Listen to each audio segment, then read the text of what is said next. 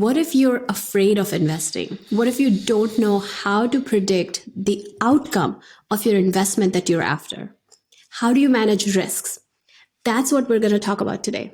Yes, this is one of my favorite topics because whenever you try to do something big in your life, like a big change, right? Whether it's trying to build wealth or trying to do something we've never done before, fear comes up and that stops us from taking action.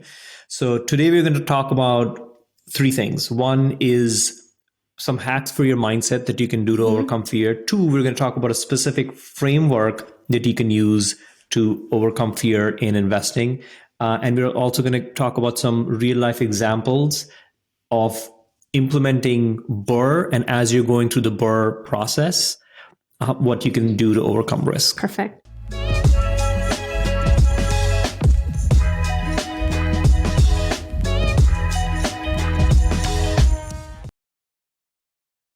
So I want to start with a story. So we had done, I think, maybe 10 single family deals with the BRRRR strategy, especially our supercharged BRRRR using the scale framework. We'd done 10 probably single family deals. And then we went to see this triplex. Turns out it was not one triplex, it was a set of 3 triplexes.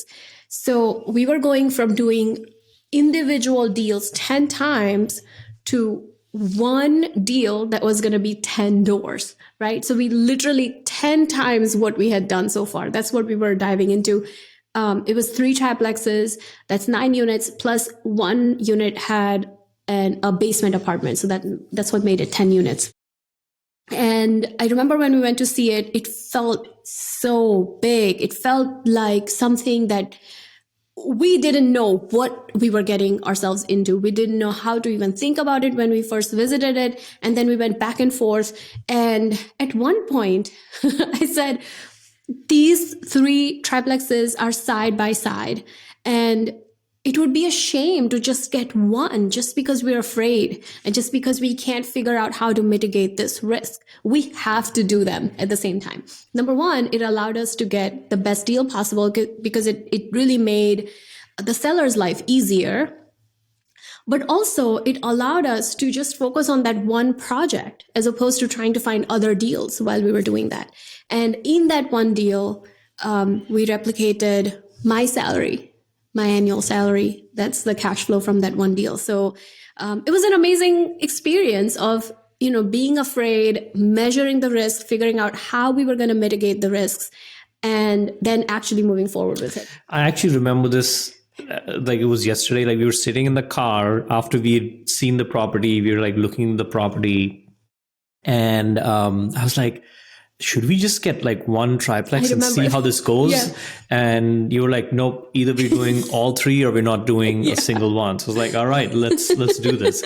And this is so getting into our first topic, which is, hacking your mindset. And mindset is so important because all of us have been trained for so many years. We were both in corporate for a long time. And as employees, you're trained not to really take any risks, right? Because first of all, you're signing up for a W-2 job, which is a guaranteed paycheck in that there's lesser risk. And even the things that you do at work, there's not that many risks involved. Even if there is a risk, that's more for the business, not for you personally. And so that makes us very risk averse, right? It makes us always be in our comfort zone. And so whenever people that we talk to who are in corporate or who've come from professional background, they're looking to invest in real estate, that fear comes up. It's like, wait, but you're telling me that I can invest in something and I can buy as many houses as I want and I'm going to grow this thing without any real, guidance from a boss. Like I can do this on my own. Like a lot of fears come up. Yeah. Right? Like nobody's going to tell me what to do anymore. What's that like? Yeah. Like the fear of like, wait, what could go wrong? Like what is, what to even do about that? Yeah. And analysis paralysis is a term that gets thrown around a lot. But at the end of the day, that's really fear. Yeah. That's what's holding you back. Yeah. And you talk about this one example from Sara Blakely. Yeah. So we read that Sara Blakely's dad, at the dinner table, he would ask his kids every night. And sorry, Sara Blakely is The founder. She's the founder and CEO of Spanx, and she's grown this company very fast. And she's one of the influencers in the entrepreneur space, someone I love to follow. And so her dad would ask them at the dinner table, what did you fail at today? And, not being from this world, not being from the wealthy or the entrepreneurial circles, that's a very foreign concept to some of us, because most of our parents are constantly warning us on the risks, right? Yeah. Like, don't climb that tree, you might fall. Don't climb that rock because you might get hurt, right? It's a very different mindset. Don't try that business. Go to school instead because that's a safer option. That's what most of our parents are telling us. There's good intentions behind it, but this is a whole different way of thinking. And I thought that was so interesting that from childhood, he was programming the kids to take risks and fail and be comfortable with that. Yes. And, the question is, how do you do that now, right? Neither of us were taught that when we were growing up. We were always taught to take the traditional path.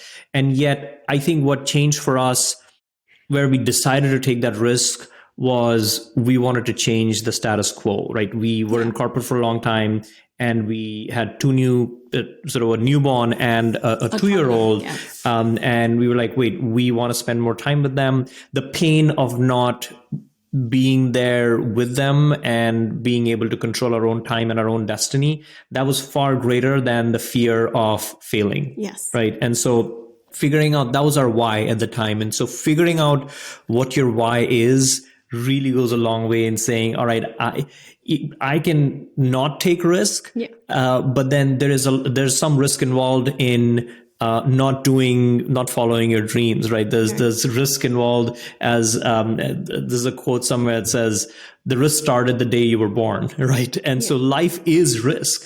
Even not doing something and inaction is a risk. And so if you can find out what your why is, what really motivates you, why you want to change the status quo, because wealth is not found in the status quo, right? And how do you change that? How you have to have a strong why to even start thinking of taking that risk. And when you think about taking the risk, if you don't think about the big part, the big final outcome, buying that 100-unit apartment building, whatever your final outcome is, don't think about that as your first step. If you take smaller risks first, you start flexing that muscle. It allows you to build up to the bigger risks, because the stakes can get higher and you can get comfortable with every step if you let yourself get comfortable with the smaller risk first. And having that success, even if you fail a bunch of times and then have that one successful venture, that's going to allow you to build that momentum and take more risks in future. Right. So start small, start somewhere. Yeah. And educating yourself, right? Like knowing what risks are is important, and then knowing how to mitigate those risks and having a plan for them is important, which we'll talk about a little bit later. But do you want to talk about the framework that they can use to really reduce risk, mitigate risk? You cannot eliminate risk, which is why I say, what steps can you take to mitigate risks? The number one step in this framework is dissect, meaning don't think of whatever you're trying to do as one big risk. Think about, why is your gut making you feel like it's a risk? Divide it into smaller things. So for example, if you take the BRRRR strategy, for example, you're trying to buy a property that is distressed and you're thinking, hey, this seems like a really big risk. I'm going to buy this property. I've never bought a property that's distressed. Maybe I don't even live near it. Now I'm going to have to work with a contract. All of these different risks, right? Instead of thinking of that as one big risk, divide it up, dissect it. Why does it feel like a risk, right? Yeah, I love that. Breaking it down, now you can address each of those risks individually, as opposed to thinking of them all as just one big risk that you need to tackle. Right. And that allows you to think more clearly, right? The next step is to quantify. So create your risk assessment spreadsheet. Create some kind of a table, whatever format you like, for risk assessment. Write down every single thing that feels like a risk to you. Now you have it in front of you. Now it's visual. right? And then you can assign best and worst case scenarios to it. Yes. And I remember you doing this when we first got started. You're like, wait, so what if our ARV doesn't come up to what we think it is? All right, how do we mitigate that risk? What is the risk there, right? Quantifying that and saying, oh, what if our ARVs veer off by 20,000? What happens then, and how do you sort of address that? Which is the next step, is mitigate, meaning put in contingencies. So some examples are for rehab. A lot of times people tell us that I'm really afraid of working with a contractor because someone I know had a bad experience. They went over budget. Well, put in a contingency. We always advise new investors, and even at our level, we do this. Put in a 10-15% contingency for your construction budget. So that risk of going over budget, that's mitigated right there. That's right. And same thing with, what if I can't get enough rent for a property, right? You can say, all right, what if I assume a lower rent? Do the numbers still work? Is the cash flow still going to work for this deal? And if so, go ahead with that deal. If not, pass on it, right? And it's okay to pass on a few deals. People are like, oh, but I've looked at 5 deals and put in a few offers, but I haven't got a deal under contract. That's okay. It's okay to lose a few deals when you're first getting started, and find the right one that actually works. All right. So we did dissect, quantify, mitigate, and then the last step is decide. So once you dissect the risks, once you quantify them, make that table, put the best and worst case scenario, now assign a contingency plan to it, mitigate those risks. Now you can make a decision. Here's my best case scenario. Here's my worst case scenario. If everything goes wrong, and not everything's going to go wrong, right? That's just not statistically possible that everything that you think will go wrong. There's a very small % of chance that might happen. Look at the best and the worst case scenarios and then decide, do I still want to move forward? And this can be applied not only to real estate investing, it can be applied to so many different areas of our lives, whether it's to take a trip somewhere. When you go to travel somewhere, there's always a risk, right?